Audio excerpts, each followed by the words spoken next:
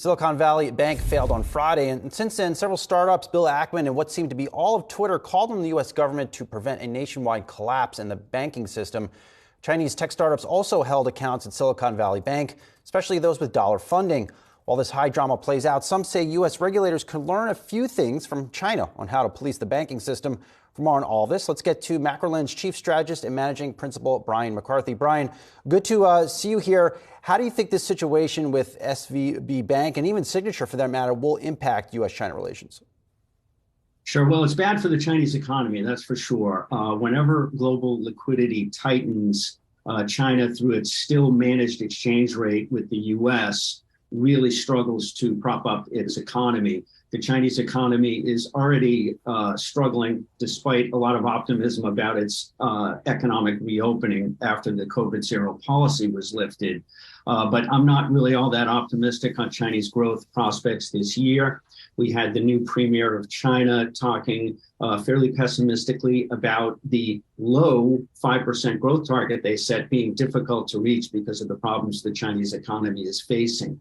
So should the banking problems in the U.S. morph into a broader global liquidity tightening like we saw in 07 or 08 or 2011, 2012, and again in 2015, 2016, these tend to be very stressful times for the Chinese economy.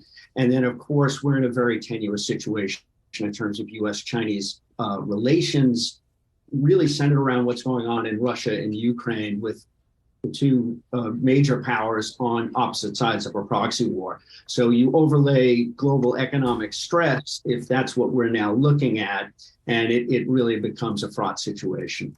Yeah, I mean, I guess there's some level of global economic stress from this latest situation. I have to wonder, Brian, if we might get a little gloating from the Chinese even, because their banking system is more tightly controlled, particularly on the smaller bank side where more risk there resides.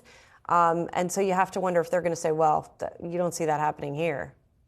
Sure. The way the Chinese system works, if you thought the moves that the Fed and the FDIC and Treasury took over the weekend were heavy-handed, well, China's that times 100. It's full moral hazard on the one hand. Everything's deemed to be protected by the government, but with a very, very heavy regulatory hand, which, as an aside, they are using to tighten credit. So the days of credit-fueled growth in China are over, because that process created vulnerabilities that Xi Jinping now sees as problematic in this sort of battle he sees himself fighting potentially in a new Cold War with the West. So China is using that regulatory apparatus, which, by the way, they just retooled in last week at the National Party Congress with the institution of a new oversight body reporting directly to Xi and his minions on financial regulation. So China also is tightening credit in a way that's going to be very, difficult economically.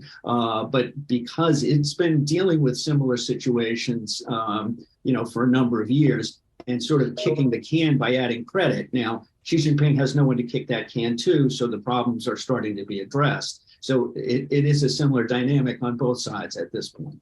Is China doing anything good on the regulatory front here, Brian, that the U.S. may want to adopt in some form or another?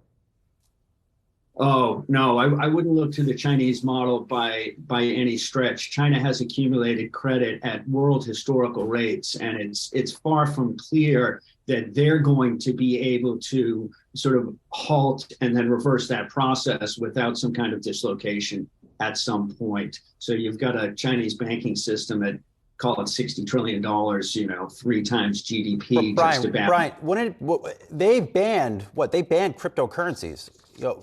Does this fallout from SVB beg the question that we should be moving tougher and quicker and get tough in terms of crypto regulation? I wouldn't blame crypto for the fact that we've had the sort of probably the most aggressive U-turn in Federal Reserve policy in a short period of time in our history.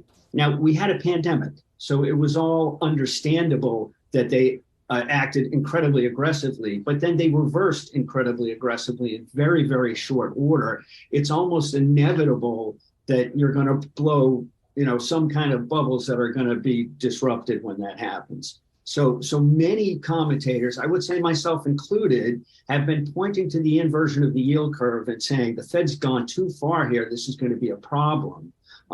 So I think that's really the root of what's gone on, is the wild instability in monetary policy. And again, you can defend it because we had a 100-year disruption to our economy. But that is really the root of what's going on. And it was just more than the regulators could handle. Not that there weren't regulatory problems, but unfortunately, the response is probably going to be even more heavy-handed regulation. So what we're looking at now in the U.S. is every banker in the country is in a defensive posture now. And we were on the cusp of credit contraction in the U.S. as it was. So bank credit is barely growing over the last few months. So now we're going to be looking at a credit crunch, and more regulation to come, I'm sure. But in my book, the root cause of this was just the wild instability in monetary policy over the last 3 or 4 years. Well, doesn't feel like a great scenario, does it, Brian? Thank you so much for being here.